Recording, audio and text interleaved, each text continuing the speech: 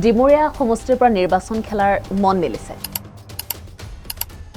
যদি দলে দিয়ে আপোনাক তেন্তে আপুনি ডিমৰীয়া সমষ্টিৰ কাৰণে কি কৰিব দেশত ভাল ৰাজনীতি কৰা মানুহৰ যথেষ্ট প্ৰয়োজন আছে সুবিধা লোৱাৰ ক্ষেত্ৰত এছচি পৰিচয় দিয়ে কিন্তু সমাজত ক'বলৈ লাজ কেতিয়াবা আপোনাৰ বিজেপি এৰি কংগ্ৰেছলৈ যোৱাৰ মন মেলিছিলে অকল এমএলএ এমপি হ'বলৈ আমি ৰাজনীতি কৰা নাই কেতিয়াবা আপোনাৰ মনত অনুভৱ হৈছে যে বিজেপিয়ে মোক লগাতকৈ কম দিছে আমি কিবা পাম বুলি ভাবা নাই কিবা বুলি পাম বুলি ভাবিলে কেতিয়াবা কংগ্ৰেছত গ'লো হয় এই ৰাস্তাটো প্ৰথমে কৰিম আৰু যদি ৰাস্তা কৰিব নোৱাৰোঁ মই ৰাজনীতি বাদ দিম নমস্কাৰ গোল্ড ষ্টাৰ আসামৰ সমূহ দৰ্শকক স্বাগতম জনাইছোঁ আমাৰ আজিৰ অনুষ্ঠানলৈ আজি আমাৰ সৈতে উপস্থিত আছে এজন বিশেষ ব্যক্তি অসম চৰকাৰৰ গঠুৰ দায়িত্বত থকা এজন বিশেষ ব্যক্তি আমাৰ সৈতে উপস্থিত আছে বহু গঠুৰ দায়িত্ব তেওঁ পালন কৰি গৈছে আৰু বহু কাম তেওঁ নিষ্ঠা সহকাৰে কৰিছে আজি আমাৰ সৈতে উপস্থিত আছে মেইন বিভাগৰ উপাধ্যক্ষ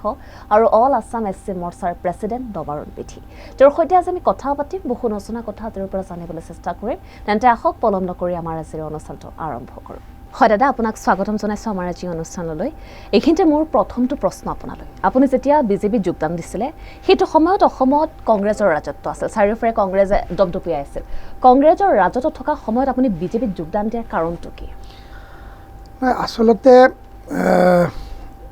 এই কথা ক'বলৈ গ'লে মই কিছু আগৰ পৰা যাব লাগিব মই শংকৰদেৱ স্কুলত পঢ়িছিলোঁ বিদ্যাভাৰতীৰ শংকৰদেৱ স্কুলত পঢ়িছিলোঁ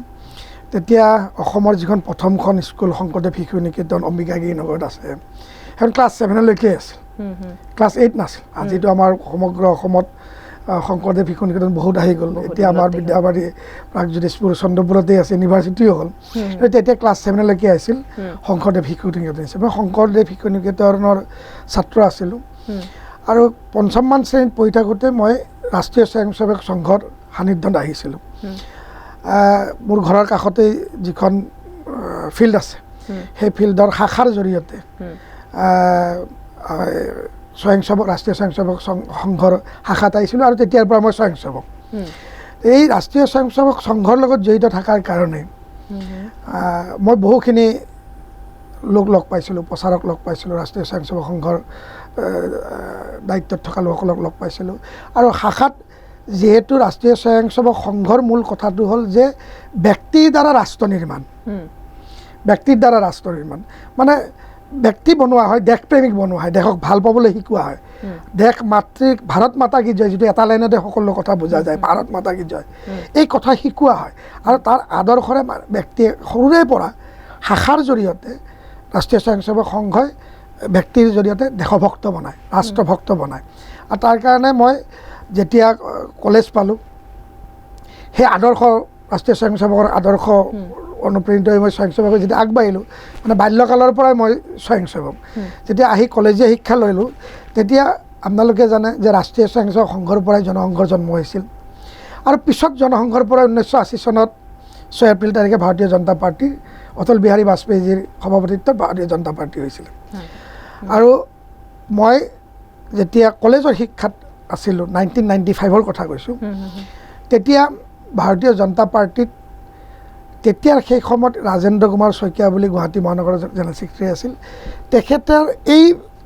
পাৰ্টটোত তেখেতৰ দায়িত্ব আছিল যে দলৰ কাম প্ৰচাৰ আৰু প্ৰসাৰ কৰা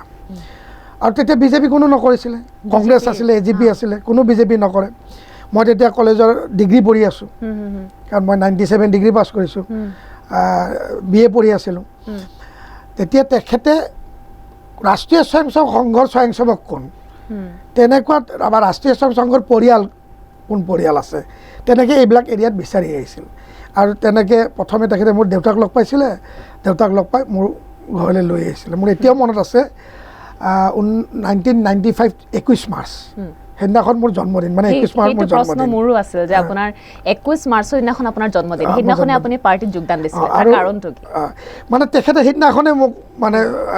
দুটকীয়া মেম্বাৰশ্বিপ আছিল মই যেতিয়া জইন কৰোঁ সেইদিনাখনে ভাৰতীয় জনতা পাৰ্টীৰ কথা কৈছিলে আৰু তেতিয়া মই গুৱাহাটী কলেজৰ ইউনিয়ন বডিত আছিলোঁ মই ইলেকশ্যন জিকি ইউনিয়ন বডিত আছিলোঁ আৰু যেতিয়া তেখেতে আহিলে এনেও মই যেতিয়া সংঘৰ স্বয়ংসেৱক ভাৰতীয় জনতা পাৰ্টিৰ একে আদৰ্শ মই অনুপ্ৰেৰিত আগৰ পৰা আহিছোঁ বাজপেয়ীজীৰ কথা মই জানোৱেই আৰু তেতিয়া তেখেতে কোৱাৰ লগে লগে মোৰ সৌভাগ্য আছিল যে তেখেতে প্ৰথম দিনাখন মোৰ 21 মাৰ্চৰ জন্মদিনৰ দিনাখনে আহিছিলে আৰু প্ৰথম সিদিনাখনে মই তেখেতৰ লগত চিনাকি আৰু তেখেতে মোক জইন কৰালে জইন কৰাৰ পিছতেই মই কণ্টিনিউৱাছলি আজিলৈকে মই এই দলৰ লগত লাগি আছোঁ কেতিয়াও কিবা পাম বুলি সেই সময়ত আশা কৰা নাছিলোঁ কাৰণ সেই সময়ত যেতিয়া আমি বিজেপি কৰিছিলোঁ তেতিয়া মানুহে আমাক হাঁহিছিল যেতিয়া মোৰ ঘৰৰ মানুহবিলাকে কৈছিল এই তই কি দলত জইন কৰিলি মানে ৰিলেটিভবিলাকৰ কথা কৈছোঁ AGP আছে কংগ্ৰেছ আছে এইবিলাকত জইন কৰিব লাগে এইটো বিহাৰীৰ দল এইটো মাৰোৱাৰী দল অসমত কেতিয়াও নাহে কিন্তু আমাৰ সেইবিলাক কথা আমাক মানে কোনো মন সলাব পৰা নাছিলে এইকাৰণে আমি বিজেপিত প্ৰথমতে কিবা পাম বুলি আমি কিন্তু ভাৰতীয় জনতা পাৰ্টিত জইন কৰা নাছিলোঁ বা বিজেপি যে অসমত কেতিয়াবা আহিব মনত ভাবিছিলোঁ বাজপেয়ীজী আছে আদবানীজী আছে মুৰলীমোহন যোশী আছে সুষমা স্বৰাজ আছে উমা ভাৰতী আছে তেতিয়া প্ৰমোদ মহাজন আছে ইমান ষ্ট্ৰং নেতৃত্ব যিটো দলৰ আছে আৰু যিটো দল ৰাষ্ট্ৰীয় সংঘৰ পৰা অহা দল কাৰণ আপোনালোকে জানে ৰাষ্ট্ৰীয় সংঘক বাৰে বাৰে বেন কৰাৰ কাৰণে এটা ৰাজনৈতিক দিশৰ ক্ষেত্ৰত ৰাষ্ট্ৰীয় সংঘৰ এই ভাৰতীয় জনতা পাৰ্টিত জন্ম হৈছিলে আমি ভাবিছোঁ যে দিল্লীত আহিব মানে কেন্দ্ৰীয় চৰকাৰ হ'ব কিন্তু অসমত আমিও ভবা নাছিলোঁ যেনেকৈ মই সৰু এটা কথা ক'ম যেনেকৈ আমি মনত কি ভাবিছিলোঁ যে আপোনালোকে জানে যে প্ৰাইভেট ফেক্টৰীবিলাকত যেতিয়া চাকৰি কৰে যেতিয়া ফেক্টৰীটো লাভ হয় তেতিয়া বোনাছ দিয়ে দুৰ্গা পূজাৰ আমাৰ মানে ভাবাই নাছিলোঁ যে আমাৰ ইয়াত কেতিয়াবা বিজেপি চৰকাৰ হ'ব আমি আশাও কৰা নাছিলোঁ কিন্তু আমি সেই একে আদৰ্শত অনুপ্ৰাণিত হৈ দেশ মাতৃৰ সেৱা ৰাজনৈতিক মাধ্যমেৰে কৰাৰ কাৰণে আমি লাগি আছিলোঁ ভগৱানৰ আশীৰ্বাদ আছে ৰাইজৰ আশীৰ্বাদ আছে ভাৰতীয় জনতা পাৰ্টি আহিল আৰু সেই সময়ত আমি এই অঞ্চলত পাঁচ ঘৰ মানুহে বিজেপি কৰিছিলোঁ আৰু সেই সময়ত আমাৰ টিং ভাঙি দিছিলে কংগ্ৰেছৰ মানুহে মোৰ ঘৰত টিং ভাঙিছিলে সাম্প্ৰদায়িক দল বিহাৰী দল মাৰোৱাৰী দল এইবিলাক অসমত কি কৰিব আহিছিলে ইমান আমাক অত্যাচাৰ কৰা হৈছিলে এইখিনিতে মোৰ এটা প্ৰশ্ন আপোনালৈ যে আপুনি যেতিয়া বিজেপিত যোগদান দিছিলে আপুনি যেতিয়া বিজেপিৰ লগত জড়িত আছিলে সেই সময়ত কংগ্ৰেছৰ একাংশ লোকে আপোনাৰ ঘৰত শিল দলিয়াইছিলে বা বহুত অত্যাচাৰ কৰিছিল তথাপিও আপোনাৰ মন ভাঙি যোৱা নাছিলে নাই আমি এইকাৰণে মন ভাঙি যোৱা নাছিলে তেতিয়া যিসকল কংগ্ৰেছ কৰিছিলে কংগ্ৰেছৰ পৰা কিবা পোৱা আশাত কৰিছিলে তেওঁলোকৰ ব্যক্তি স্বাৰ্থটো আছিলে মই দুই এজন নেতৃত্বৰ কথা নকওঁ তেওঁলোকে কিন্তু সেই সময়ত আমাৰ এই অঞ্চলবিলাকত সৰু সৰু কিছুমান লাভৰ কাৰণে মানে তেওঁলোকে কংগ্ৰেছ কৰিছিলে কিন্তু আমি সেই লাভবিলাকৰ পিছত যোৱা নাছিলোঁ আমি এটা আদৰ্শত আছিলোঁ এটা স্থিতিত আছিলোঁ আৰু সেইকাৰণে আমাৰ মন ভাঙিব পৰা নাছিলে আৰু আমাৰ বিশ্বাস আছিল যে ৰাজনীতিত যেতিয়া যোগদান কৰিছোঁ দেশ সেৱা বিভিন্ন ধৰণে কৰিব পাৰি এজন ভাল কৃষক হ'লেও পাৰি এজন ভাল নাগৰিক হ'লেও পাৰি এজন ভাল শিক্ষক হ'লেও পাৰি এজন ভাল চিকিৎসক হ'লেও পাৰি এজন ভাল ইঞ্জিনিয়াৰ হ'লেও পাৰি নহয় সকলোৱে ৰাজনীতিৰ মাধ্যমেৰেও দেশ সেৱা কৰিব পাৰি সমাজৰ কাম কৰিব পাৰি আৰু আমাৰ বিশ্বাস আছিল যে ভাৰতীয় জনতা পাৰ্টীয়ে এনেকুৱা এটা দল যিয়ে সদায় ভাৰত মাতৃৰ কথা চিন্তা কৰে দেশ আগত দল দ্বিতীয় তিনি ব্যক্তি সেই আদৰ্শৰ দ্বাৰা আমি অনুপ্ৰাণিত হোৱা আৰু তাৰ কাৰণে আমাৰ মনস্থিতি কোনো সলাব পৰা নাছিলে আৰু এনেকৈ আপুনি এতিয়ালৈ জড়িত হৈ আছে ভাৰতীয় জনতা পাৰ্টিত তাৰ লগতে এতিয়া এটা কথা শুনিবলৈ পোৱা গৈছে আপুনি ডিমৰীয়া সমষ্টিৰ পৰা নিৰ্বাচন খেলাৰ মন মেলিছে এই ডিমৰীয়া সমষ্টিত নিৰ্বাচন খেলাৰ মন মেলাৰ আঁৰৰ কাৰণটো কি কথাটো হ'ল চাওক মোৰ দলত এতিয়া 25 বছৰৰ অধিক হ'ল হয়নে 25 বছৰ অধিক হ'ল আৰু এই ডিমৰীয়া সমষ্টিটো দিছপুৰ সমষ্টিৰ পৰা এতিয়া নতুনকৈ ডিমৰীয়া হৈছে এটা ভাগ ডিমৰীয়া হৈছে আৰু SC ৰিজাৰ্ভ হৈছে দিছপুৰ সমষ্টিতেই মই প্ৰথম ভাৰতীয় জনতা পাৰ্টি এতিয়া মানে এটা সমষ্টি এটা মণ্ডল আছিল দিছপুৰ সমষ্টিতে দিছপুৰ মণ্ডল আছিলে এই দিছপুৰ মণ্ডলত মই জইন কৰাৰ কিছুদিন পিছত মোক দলে ভাৰতীয় জনতা যুৱ মৰ্চাৰ মোক সাধাৰণ সম্পাদক কৰিছিল এইটো মণ্ডলত ধীৰেন ইংতি বুলি এজন পাথৰকৰী লোক আছিল তেখেত এতিয়া স্বৰ্গগামী হ'ল তেখেত সভাপতি আছিলে মই সাধাৰণ সম্পাদক আছিলোঁ মুকুল বৰকৰী ডাঙৰীয়া আছিল মণ্ডল সভাপতি আমাৰ ভৱানন্দ বৰঠাকুৰ ডাঙৰীয়া আছিল এখেতসকলৰ লগত ডিমৰীয়াত স্বৰ্গীয় মণিপুৰ আগষ্ট দা আছিল স্কুটাৰেৰে যায় এই সমষ্টিটোৰ কাৰণে আমি কাম কৰিছিলোঁ দলৰ হৈ কাম কৰিছিলোঁ আগৰ পৰা কাম কৰি আছিলোঁ তাৰপিছত আমাৰ অতুল দা বিধায়ক হিচাপে আমি প্ৰথমবাৰ বিজেপিৰ বিধায়ক হিচাপে পালোঁ অতুল দাও আপোনালোক চাগে কেতিয়াবা কয় যে তেখেত বিজেপি আনাৰ সময়ত মই বহুত বেছি আগ্ৰহ কৰি তেখেতক আনিছিলোঁ এক প্ৰচেষ্টা মোৰ আছিল আৰু বিধায়ক ডাঙৰীয়া অহাৰ পৰা দুবাৰকৈ বিধায়ক হ'ল ভাৰতীয় জনতা পাৰ্টিৰ প্ৰথম বিধায়ক আৰু তেখেতৰ হৈ দলৰ হৈ আমি যথেষ্টখিনি আমি কাম কৰিছোঁ আৰু তেখেতৰ জৰিয়তে এই যিটো দিছপুৰ সমষ্টি আছিল আগতে এতিয়া ডিমৰীয়া হ'ল এই ৱাৰ্ডবিলাকতে হওক গাঁও অঞ্চলতে হওক তেখেতৰ লগত সম্পৰ্ক ভাল থকাৰ কাৰণে বা মই দলৰ কামত লাগি থকাৰ কাৰণে সমাজৰ কামত তেখেতে মোৰ জৰিয়তে মানে তেখেতক মই কৈ বহুখিনি ৰাস্তা ঘাটৰ কাম ইয়াত কৰিবলৈ সক্ষম হৈছোঁ বহু নামঘৰ ৰাস্তা লাইট এনেধৰণৰ ৰাইজৰ বহুত সমস্যা সমাধান কৰিবলৈ মুখ্যমন্ত্ৰী পুঁজিৰ জৰিয়তে বহুখিনি বেমাৰীক মাননীয় বিধায়কক এপ্লিকেশ্যন দি বহুখিনি মানুহক সহায় কৰিছিলোঁ এই সমষ্টিটো যথেষ্টখিনি কাম কৰিছোঁ আৰু সমাজৰ লগত আছোঁ আৰু সেইকাৰণে মনৰ ইচ্ছা আছে তাতকৈ ভাল লগা কথা হ'ল মোৰ কাৰণে ভাল লগা যিয়ে নহওক সৌভাগ্যক্ৰমে এই সমষ্টিটোতে মই থাকোঁ আৰু এই সমষ্টিটো অনুষ্ঠিত জাতিৰ কাৰণে সংৰক্ষিত হ'ল সংৰক্ষিত হোৱাৰ পিছত মোৰ মনোবল আৰু বাঢ়িল দলে যদি দিয়ে দলে যদি প্ৰাৰ্থিত্ব প্ৰদান কৰে মই নিশ্চয় আগবাঢ়িবৰ কাৰণে মন হয় আৰু এইখিনিতে আপুনি যেতিয়া ক'লে যে দলে যদি দিয়ে আপুনি নিশ্চয় প্ৰাৰ্থিত্ব কৰিব যদি দলে দিয়ে আপোনাক তেন্তে আপুনি ডিমৰীয়া সমষ্টিৰ কাৰণে কি কৰিব চাওক ভাৰতীয় জনতা পাৰ্টি আপোনালোকে দেখিছে যে ভাৰতীয় জনতা পাৰ্টিয়ে সদায় বিকাশৰ ৰাজনীতি কৰে অসমত কি পৰিৱৰ্তন আপোনালোকে দেখিছে এই দিছপুৰ বা এতিয়া ডিমৰীয়া সমষ্টিটো কি পৰিৱৰ্তন দেখিছে ভাৰতীয় জনতা পাৰ্টিৰ বিধায়ক হোৱা মানে বহু ক্ষেত্ৰতে বিকাশ দ্ৰুতগতিত আগবাঢ়ে তাৰোপৰি মোৰ নিজস্ব এনেকুৱা কল্পনা কিছু আছে যে আমাৰ ডিমৰীয়া সমষ্টিটো প্ৰাকৃতিকভাৱে খুব মানে ধনী প্ৰাকৃতিকভাৱে ধনী আপুনি চন্দ্ৰপুৰেই চাওক সোণাপুৰেই চাওক ক্ষেত্ৰীয়েই চাওক ইমান ধুনীয়া সমষ্টি মানে প্ৰাকৃতিকভাৱে বহুত ধনী ইমান সৌন্দৰ্যপূৰ্ণ সমষ্টি প্ৰকৃতিয়ে মানে ডিমৰীয়া সমষ্টিটোক মানে বহু দিছে ভগৱানে প্ৰাকৃতিকভাৱে ধনী কৰি দিছে আৰু প্ৰাণৰ জুবিন দা আপোনালোকে জানে জুবিন দাৰো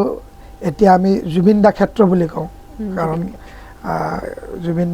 দাৰ সমাধি ক্ষেত্ৰ নহয় আমি জুবিন দা ক্ষেত্ৰ বুলি এতিয়া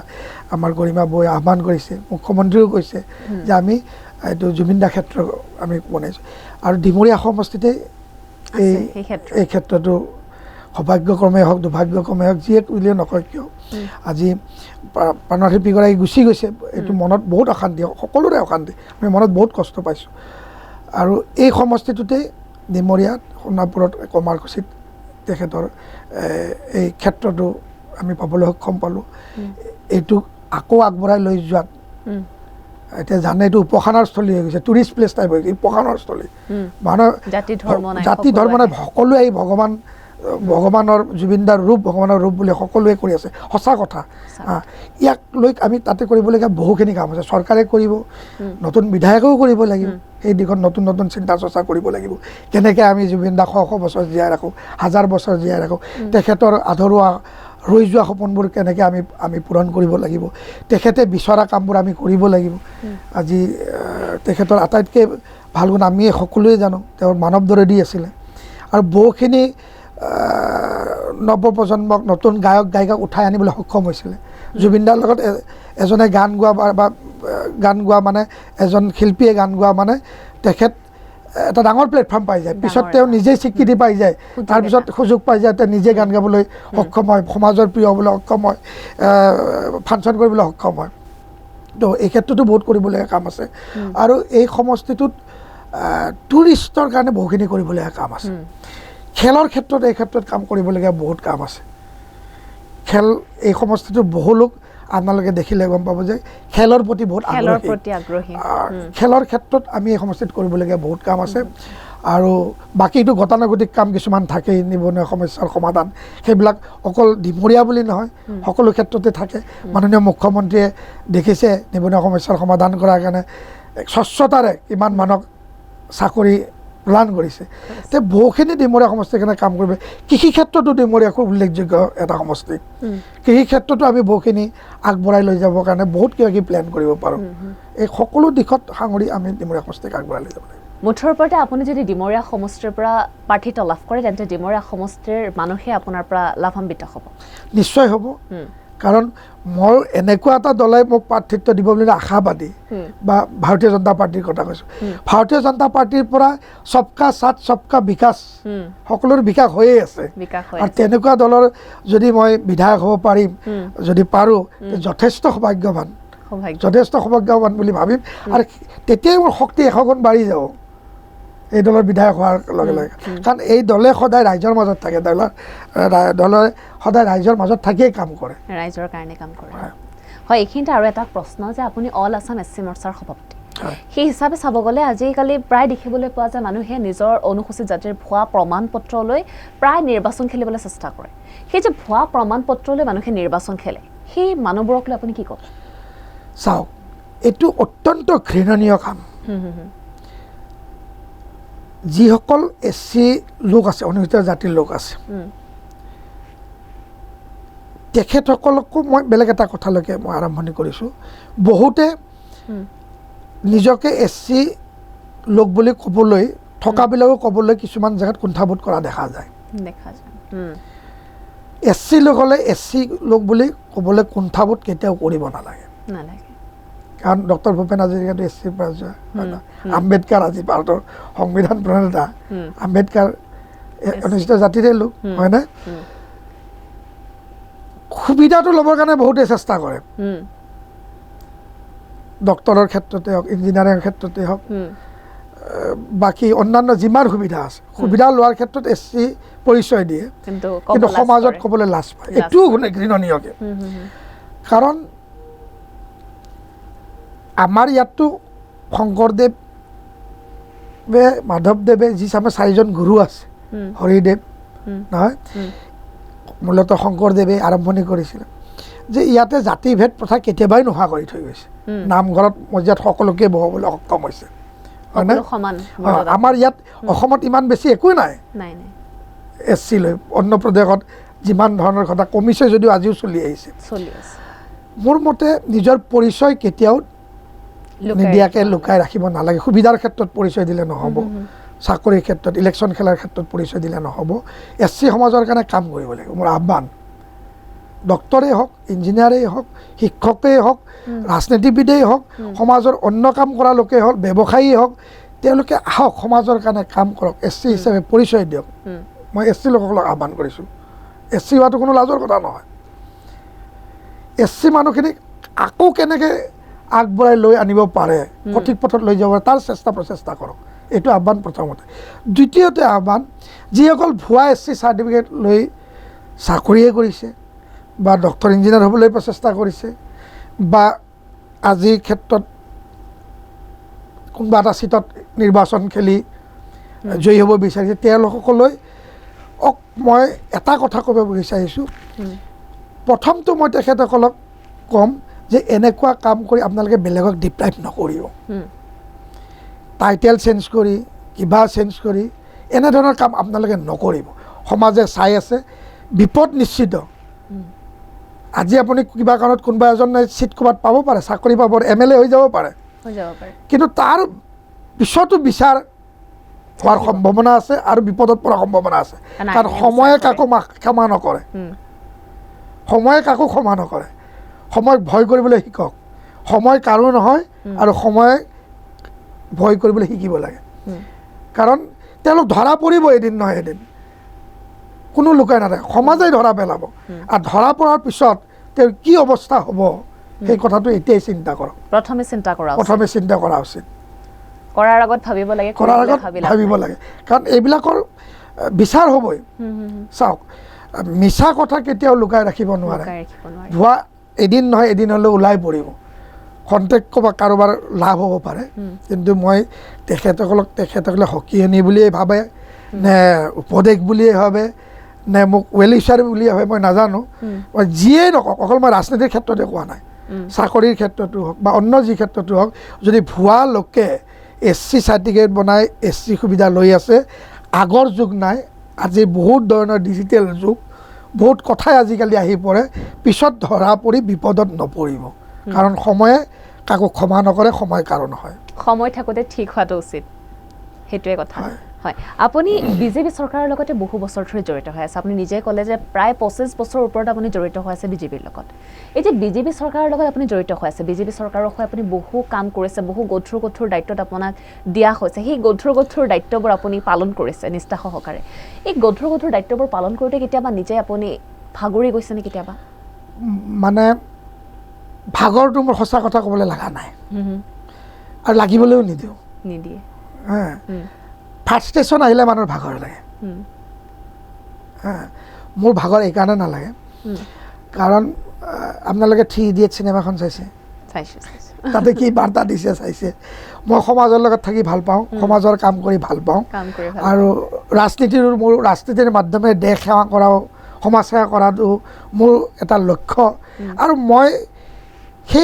সেই উপনীত হ'বলৈ সক্ষম হৈছোঁ মানে সেইখন প্লেটফৰ্মে পাইছোঁ যিহেতু মই মনে বিচৰা কাম পাইছোঁ মই দুগুণ উৎসাহত কৰোঁ আৰু যেতিয়া উৎসাহ থাকে তেতিয়া ভাগৰ নালাগে কি চাব আপোনাৰ মনত যেতিয়া উৎসাহ থাকে আপোনাৰ ভাগৰ নালাগে এইটো একদম সঁচা কথা আৰু সেইকাৰণে কেতিয়াবা ঘাট প্ৰতিঘাত বিভিন্ন কথা চলি থাকে মই মনত ফ্ৰাষ্ট্ৰেশ্যনটো আহিব নিদিওঁ উত্থান পতন মানুহৰ জীৱনত হৈ থাকে পোৱা নোপোৱাৰ বেদনাও থাকে সকলো থাকে কিন্তু মই মানে সদায় এইটো চিন্তা কৰোঁ যে দলে মোক বহুত দিছে সমাজে মোক বহুত দিছে মই সমাজৰ কাৰণে কৰিবলগীয়া বহুত আছে মই দলৰ কাৰণে কৰিবলগীয়া বহুত আছে সেইকাৰণে মই ফ্ৰাষ্ট্ৰেশ্যন নানো উৎসাহত থাকোঁ যেতিয়া মনৰ উৎসাহ থাকে তেতিয়া ভাগৰ কেতিয়াও নালাগে কেতিয়াবা আপোনাৰ বিজেপি এৰি কংগ্ৰেছলৈ যোৱাৰ মন মেলিছিলে নে আপুনি কেতিয়াও নাইও ভৱিষ্যততো নহয় দলৰ পৰা কিবা পাওঁ নাপাওঁ বেলেগ কথা আৰু মই ইতিমধ্যে কৈছোঁ দলে মোক যথেষ্টখিনি দিছে সন্মান দিছে উচিত আসনত বহুৱাইছে আৰু এইকাৰণে মই কেতিয়াও সেই কথা নাভাবোঁ আমি এটা আদৰ্শত বান্ধ খাই থকা লোক আমি কিবা পাম বুলি ভাবা নাই কিবা পাম বুলি ভাবিলে কেতিয়াবা কংগ্ৰেছত গ'লো হয় কেতিয়াবা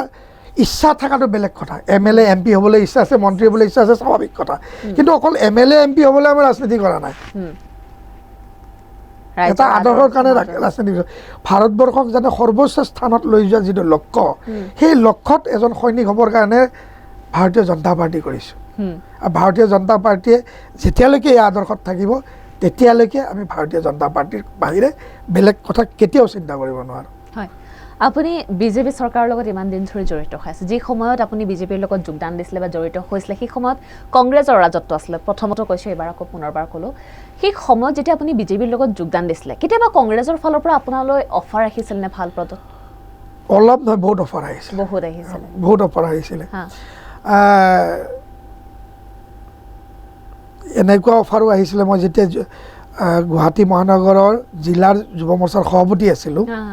তেতিয়াও মোক পাৰ্টিত জইন কৰাৰ কাৰণে বহুত প্ৰচেষ্টা চলাইছিলে গুৱাহাটী ছাত্ৰ একতা সভাত যেতিয়া মই আছিলোঁ তেতিয়া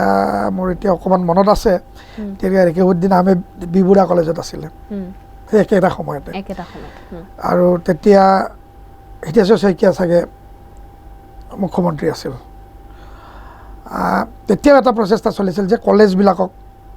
ইউনিয়ন বডিত থকা লোকসকলক মানে নিজৰ ফালে কৰিবৰ কাৰণে তেতিয়াও সেই অফাৰ আছিলে আমি কেতিয়াও যোৱা নাই নোযোৱাৰ কাৰণটো কৈছোঁৱেই আমি কিবা পাবলৈ অহা নাই সেইকাৰণে আমি কেতিয়াও দেশৰ কাৰণে কৰিব আহিছোঁ দেশ প্ৰথম দেশক আগত ৰাখি আমি কাম কৰি গৈছোঁ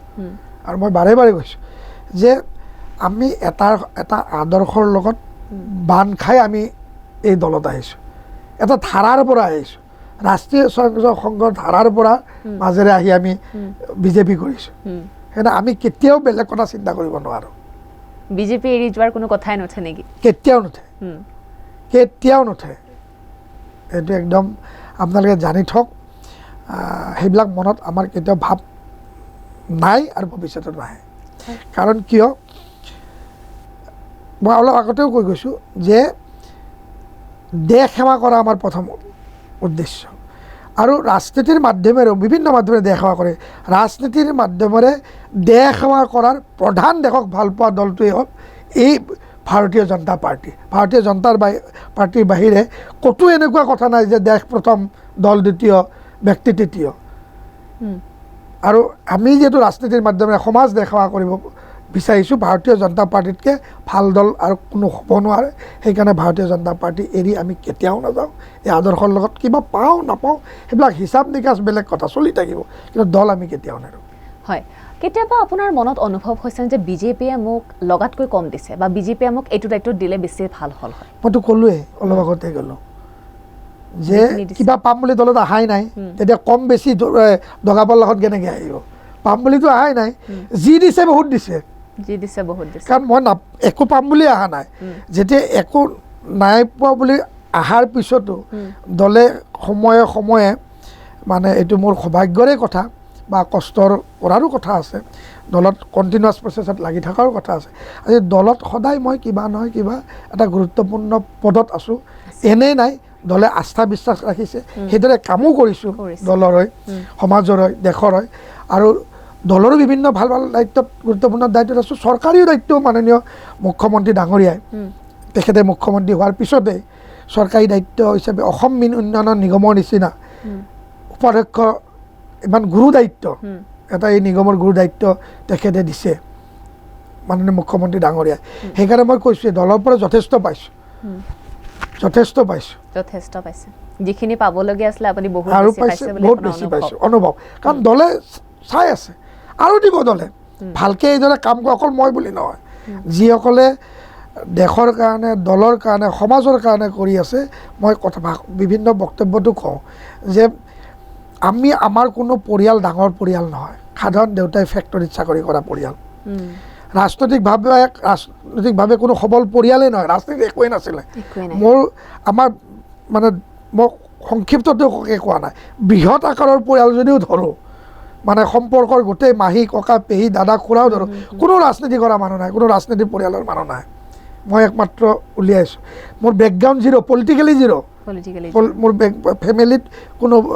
ৰাজনীতিৰ লগত জড়িত ব্যক্তি নাই এইটো এটা দল যিটো দলত যদি আপুনি ভালদৰে কাম কৰি থাকে এই দলে উদাহৰণ আছে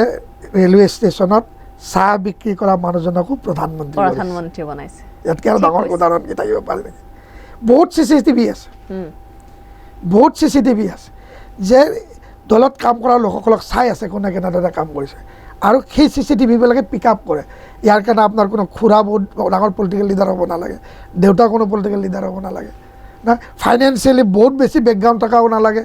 যে বহুত টকা পইচা হ'লে থাকিলে বা ফাইনেন্সিয়েল থাকিলে এখন দলৰ দায়িত্ব এইটো ভালকৈ কাম কৰিব আহ্বান কৰোঁ যে ভাৰতীয় জনতা পাৰ্টিত আহক নতুন প্ৰজন্মক যোগদান কৰক ৰাজনীতিৰ মাধ্যমেৰে দেখাৱা কৰক আৰু এইটো এটা দল যিটো দলত আপুনি যোগ্যতাৰে উপযুক্ত স্থান পাব আৰু আপোনাক সদায় আগুৱাই লৈ যাব দিলীপ শইকীয়াদাক মই জানো শাখা ৰাষ্ট্ৰীয় সেৱক সংঘৰ মই এইখন ফিল্ডতে দিলীপ শইকীয়াদাই আমাৰ সন্মানীয় মাননীয় সভাপতি আজিৰ সভাপতি সাংসদ দুবাৰকৈ আপোনালোকে জানে তেখেতে ভাৰতীয় জনতা পাৰ্টীৰ কেন্দ্ৰীয় সাধাৰণ সম্পাদকো আছিল তেখেতে আমাক ইয়াত শাখা শিকাইছিলে ৰাষ্ট্ৰীয় সেৱক সংঘৰ দিলীপদাৰ ফেমিলিটো কোনো ৰাজনীতিবিদৰ ফেমিলি নহয় বা ফাইনেন্সিয়েলি বহুত কিবা টকা পইচা একো এনেকুৱা পৰিয়াল নহয় কিন্তু তেখেতে যিটো সমাজখনক দিছে ৰাষ্ট্ৰৰ হৈ কাম কৰিছে আজি তেখেত কেনেকুৱা গুৰুত্বপূৰ্ণ পদত আছে দলে সদায় তেখেতক আগবঢ়াই লৈ যাই আছে হয়নে নহয় তো এই দলত বহুত সুবিধা আছে যদি আপুনি যোগ্যতা নিপুণতাৰে স্বচ্ছতাৰে ভাল কাম কৰি যাব পাৰে আৰু সেইকাৰণে মই কওঁ যে আমি যিবোৰ কাম কৰি আছোঁ এইবোৰ কাম চাই আছে দলৰ CCTV চাই আছে সেইকাৰণে আমাক আগবঢ়াই লৈ গৈছে আৰু ভৱিষ্যততো আগবঢ়াই লৈ যাব আজি যি পাইছোঁ বহুত পাইছোঁ আগলৈও বহুত পাম আৰু বিশ্বাস আছে কাৰণ কিয় আমি দলৰ হৈ সদায় ভাল কাম কৰি যাম সমাজৰ হৈ ভাল কৰি কাম কৰি দেশৰ হৈ ভাল কৰি যাম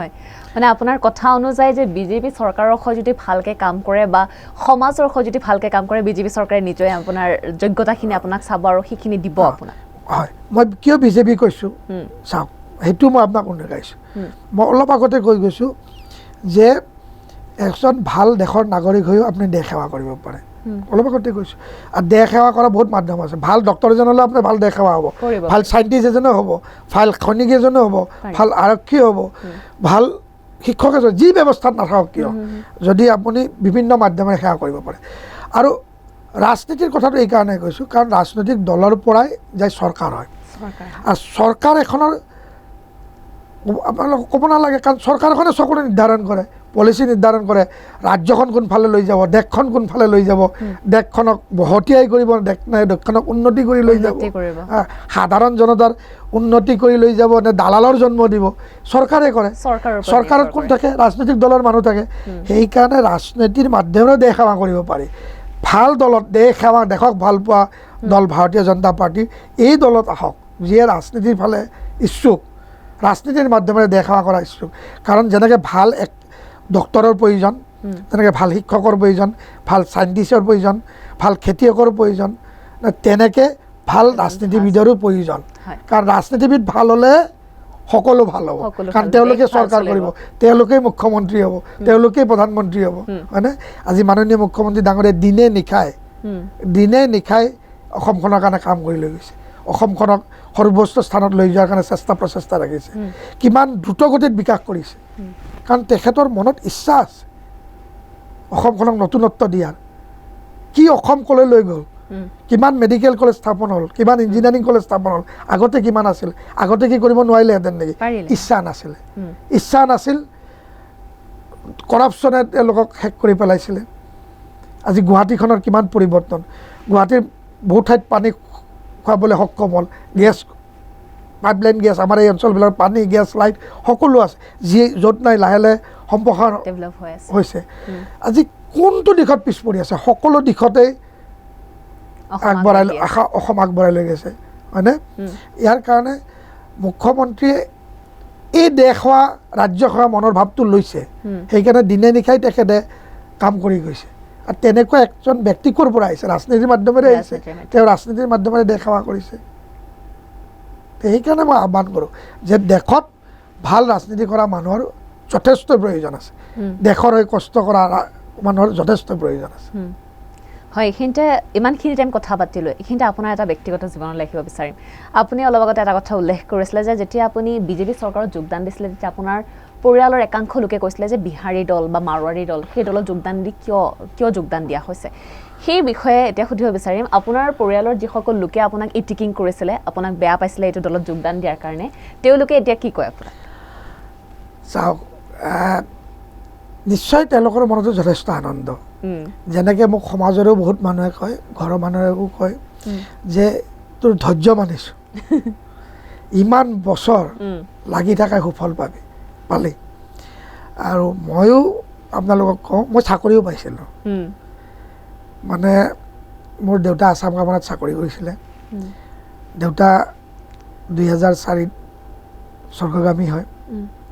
তেতিয়া মা সেই সময়ত, আজি মা নাই, মাও নাই, সেই সময়ত মাৰ দুৰাৰোগ্য বেমাৰত কেঞ্চাৰত ভুগি আছিলে, তেনেকুৱা এটা পৰিস্থিতি আছিলে। আৰু তেতিয়া দেউতাৰ চাকৰি কাল চলি আছিল আৰু 7 বছৰ বাকী আছিলে। আছাম কাৰ্বনত মই যিহেতু ডিগ্ৰী পাছ কৰিছিলোঁ, দেউতা ফেক্টৰীত আছিলে, মোক এই চিটুৱেশ্যনৰ কাৰণে মাতি লৈ যায়, মোক মানে আছাম কাৰ্বনে মোক চাকৰি দিছিলে। আৰু সেই চাকৰিটো মই ডিগ্ৰী পাছ কৰাৰ কাৰণে মোক এডমিনিষ্ট্ৰেশ্যনত দিছিলে, এডমিনিষ্ট্ৰেশ্যন ব্ৰাঞ্চত দিছিলে। এটা মন আছিলে, পৰিৱেশ বেয়া আছিল সেই সময়ত, বহুত দুখীয়া, টকা পইচাৰো মাৰ বেমাৰ, আনফালে গোটেই সম্পৰ্কৰ মানুহৰ মোৰ প্ৰেছাৰ যে চাকৰি কৰ। আৰু মাকেও বিলাকে পুত্ৰৰ নিৰাপত্তাটো বিচাৰে, মাও কৈছিলে মোক বাবা চাকৰিটোত জইন কৰ। সেই সময়ত ৰাজনীতিৰ ইমান হেৰি নাছিল, মামা সকলোৱে কৈছিলে, মানে কোনো মানুহ বাকী নাই। মই জইন কৰিবলৈ জইনিং লেটাৰত চহী কৰিছিলোঁ, মই গৈছিলোঁ, মই মিছা নকওঁ, অফিচত গৈছিলোঁ, মোৰ চাৰ্টিফিকেটবিলাকো দিছোঁ। দি থকাৰ পিছতে মোৰ আন এটা মানুহে ক'লে যে মই বিচৰা কাম এইটো নহয়। এই আপোনালোকক ক'লে যে 3 Idiots ফিল্মখন, মোৰ মনত অকণমান উগুল থুগুল লাগি আছিলে, কি নকৰোঁ। আৰু মই চহী কৰি লাষ্টত কৈ আছিলোঁ, পাৰিলে আপোনালোকে মোক এই চাকৰিটো, মই প্ৰেছাৰত পৰি এপ্লাই কৰিছোঁ, পাৰিলে চাকৰিটো নিদিব। আপুনি কৈ আহিছিলোঁ মই। আৰু মই এনেকুৱা দেখুৱাইছিলোঁ যে চাকৰিটো হয় নে নহয় মই নাজানো, সেনেকৈ পিছলাই মই চাকৰিটো নকৰিলোঁ। আৰু আজি মোৰ ঘৰৰ মানুহবিলাকে কয় যে আমাৰ সিদ্ধান্ত ভুল আছিল, তোৰ সিদ্ধান্ত সঠিক আছিল। সেই সময়ত কৰা কামটো আজি আপোনাক সুফল লাভ কৰালে আৰু ভগৱানৰো চাগে আশীৰ্বাদ আছে আমাৰ মাননীয় মুখ্যমন্ত্ৰী হিমন্ত দাকো ধন্যবাদ দিব লাগিব মোক চাকৰিৰ সোৱাদো অলপ দিলে কাৰণ মই ভাইচ চেয়াৰমেন এটা অসম চৰকাৰৰ নিগমৰ অসম বিদ্যুৎ নিগমৰ মই যিহেতু উপাধ্যক্ষ হ'লোঁ মই এই চাকৰিৰ সোৱাদটোও পালোঁ মুঠৰ যি বিচাৰিছিলে দুটাও হ'ল আপোনাৰ মন অনুযায়ী হ'ল আৰু মোৰ ভাল লাগে কিয় মোৰ লগ বন্ধু বা সকলোৱে কয় যিসকলে এইটো মানা কৰিছিলে চাকৰি কৰিব সকলোৱে কয় যে তই ভাল সিদ্ধান্ত লৈছিলি বুলি এতিয়াহে আমি বুজি পাইছোঁ দেৰিকে হ'লেও যে তেওঁলোকে বুজি পাইছে সেইটোৱে আৰু কাৰণ আপোনাৰ কাম ভাল আছিল নিষ্ঠা সহকাৰে কাম কৰিছিলে সেই কামৰ ফল মানে মই য'ত লাগিছোঁ মোৰ মূৰত সোমাই গৈছে মই ৰাজনীতিৰ মাধ্যমেৰে কাম কৰিম এইটো ভবা নাই মই কাৰণ তেতিয়াতো বিজেপিৰ ভাবিবই নোৱাৰি MLA MPৰ কথা কেতিয়াও ভবা নাই যে MLA MP হ'ম কিবা হ'ম চেয়াৰমেন ভাইচ চেয়াৰমেন নহয় মই ৰাজনীতিৰ দলত যোগদান কৰিছোঁ বিজেপি মই ভাল পাওঁ বিজেপি যিটো বিচাৰে যিটো আদৰ্শ সেই আদৰ্শ মোৰ মনে প্ৰাণে চুইছে ইয়াৰ মাধ্যমেৰে মই দেশ সমাজ সেৱা কৰিম সেইটো মূৰত সমাজ কৰি আছোঁ আৰু হয় আচলতে কথা পাতি বহুখিনি ভাল লাগিল বহু নজনা কথা নিশ্চয় আমাৰ দৰ্শকে জানিবলৈ পাইছে আৰু আপোনাৰ বিষয়ে যিমানেই শুনিছোঁ সিমানে ভাল লাগিছে যে আপুনি দেশৰ কাৰণে ইমানখিনি কৰিলে জাতিৰ কাৰণে কৰিলে আপোনাৰ সমাজৰ কাৰণে কৰিলে তাৰ লগতে আমাৰ যি বিজেপি চৰকাৰ সেই বিজেপি চৰকাৰক এটা সময়ত অসমৰ মানুহে ভাল পোৱা নাছিল প্ৰতিটো ঘৰৰ মানুহে বেয়া পাইছিল বিজেপি চৰকাৰক কিন্তু আপুনি সেই অসমৰ সন্তান হৈ বিজেপি চৰকাৰৰ হৈ লাগিছে 25টা বছৰ পাৰ কৰিলে আপুনি বিজেপি চৰকাৰৰ হৈ কাম কৰে সেই সঁচাকৈ ক'ব লাগিব মানিব লাগিব আপোনাক যে আপোনাৰ ধৈৰ্যটো কিমান আৰু সেই ধৈৰ্যৰ ফল আপুনি নিশ্চয় পাইছে আৰু আপুনি কৈছে যেন আপুনি যিখিনি পাইছে বহুত পাইছে সঁচাকৈ ক'ব লাগিব যিখিনি শুনিছোঁ ভাল লাগিছে মানে মই এইকাৰণে বহুত পাইছোঁ বুলি কৈছোঁ চাওক মই আজি আমি শাসকীয় দল ইমান দিন লাগি থকাৰ কাৰণে আমি শাসনত আহিছোঁ শাসনত লাগি থকাৰ কাৰণে আমি কিছুমান কাম কৰিবলৈ সুবিধা পাইছোঁ যেতিয়া এজন কেঞ্চাৰ বেমাৰীৰ ঘৰত মাননীয় মুখ্যমন্ত্ৰীৰ CM ৰিলিফ ফাণ্ডৰ পৰা যেতিয়া এখন আমি চেক লৈ যাওঁ তেখেতসকলে যিটো অন্তৰে যিটো ধন্যবাদ দিয়ে মানে সেইটো বেলেগে অনুভৱ কৰিব নোৱাৰে কিমান এটা আনন্দ যেতিয়া এই স্বচ্ছতাৰে নিকাৰে চাকৰি দিছে সাধাৰণ দুখীয়া পৰিয়ালে কেতিয়াও চাকৰি পাম বুলি বাদ দিছিলে ল'ৰা ছোৱালী পঢ়াই বাদ দিছিলে দৌৰাই বাদ দিছিলে কাৰণ কিয় জানে যে চৰকাৰী চাকৰি পাবলৈ হ'লে এনেকুৱা হৈ গ'ল কংগ্ৰেছৰ দিনত যে টকা পইচা ঘৰ মাটি বিক্ৰী কৰিব লাগিব যাৰ পইচা আছে সি চাকৰি পাব এতিয়া মাননীয় মুখ্যমন্ত্ৰী ডাঙৰীয়াই যিমানখিনি চাকৰি দিছে ইমান স্বচ্ছতাৰে দিয়াৰ কাৰণে আমি যেতিয়া ঘৰে ঘৰে চাকৰি পোৱা লোকৰ ওচৰলৈ গৈছোঁ সম্বৰ্ধনা জনাবলৈ তেওঁলোকৰ ঘৰৰ পৰা যিটো আনন্দ আহিছে সেইটো তাত যোৱাজনে গম পায় এটা ৰাস্তা আমাৰ এইবিলাকৰ ৰাস্তা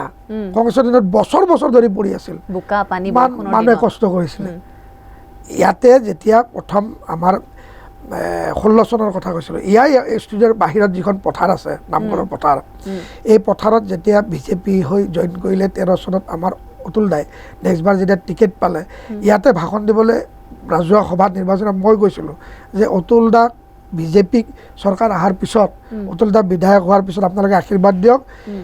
এই ৰাস্তাটো প্ৰথমে কৰিম আৰু যদি ৰাস্তা কৰিব নোৱাৰোঁ মই ৰাজনীতি বাদ দিম এনেকুৱা মোৰ বহুত উদাহৰণ আছে এই ৰাস্তা সম্পূৰ্ণ হৈ গ'ল যোৱা লোকসভাৰ আগত মই ঠিক তেনেদৰে কথা কৈছিলোঁ যে আমাৰ যিটো গুৰুকুলৰ পৰা হৰিপুৰেদি একদম ডাঙৰ ৰাস্তা বহুত 11 কোটি টকাৰ ৰাস্তা এতিয়া হৈছে সেই ক্ষেত্ৰতো কৈছোঁ ৰাজহুৱাভাৱে কৈছোঁ এইবিলাক এইটো মানে আছে আপুনি ৰাইজক সুধিলে গম পাব এইটো ৰেকৰ্ড কাৰণ এইকাৰণে কৈছোঁ যদি মই আমাৰ চৰকাৰ অহাৰ পিছত আমাৰ বিধায়ক থকাৰ পিছত আমাৰ MP থকাৰ পিছত যদি এটা ৰাস্তা কৰিব নোৱাৰোঁ সমাজৰ কাম কৰিব নোৱাৰোঁ তেতিয়া মই ৰাজনীতি বাদ দিব লাগিব শপত খাইছিলোঁ আৰু মই জানো এখন চৰকাৰে কৰিব আমাৰ নেতৃত্বই কৰিব সেইকাৰণেও শপত খাইছিলোঁ কাৰণ মই কৰিব পাৰিম বিশ্বাস আছিলে এই যিবোৰ আনন্দ ৰাইজৰ যিমানবিলাক কাম কৰাত নামঘৰত আনি দিয়া পইচা যিটো আনন্দ এইটো বহুত আনন্দ আৰু এইটো আনন্দ কাৰ কাৰণে পাইছোঁ বিজেপি কৰাৰ কাৰণে পাইছোঁ সেইকাৰণে কৈছোঁ বিজেপিয়ে বহুত দিছে বহুত দিব সেইকাৰণে মই কৈছোঁ হয় আচলতে আপোনাক ধন্যবাদ জ্ঞাপন কৰিব লাগিব ইমানখিনি ইমান ব্যস্ত থকাৰ পিছতো আপুনি আমাৰ অনুষ্ঠানলৈ আহিছে বহু কথা পাতিলে আমাৰ দৰ্শকৰ লগত নিশ্চয় আমাৰ দৰ্শকে আপোনাৰ লগত কথা পাতি ভাল পাইছে বা আপোনাৰ কথাবোৰ শুনি ভাল পাইছে আপুনি যিখিনি কথা কৈছে তেওঁলোকো অনুপ্ৰাণিত হৈছে যেন বিজেপি চৰকাৰে সঁচাকৈ বহুখিনি দিছে অশেষ ধন্যবাদ আপোনালৈ হয় প্ৰিয় দৰ্শক মই নেখা এইখিনিতে আপোনালোকৰ মাজৰ পৰা বিদায় মাগিছোঁ পুনৰবাৰ আন এগৰাকী অতিথিৰ সৈতে আপোনালোকৰ মাজত আহি উপস্থিত হ'ম তেতিয়ালৈ চাই থাকিব গোল্ড ষ্টাৰ আছাম মোৰ ফালৰ পৰা নমস্কাৰ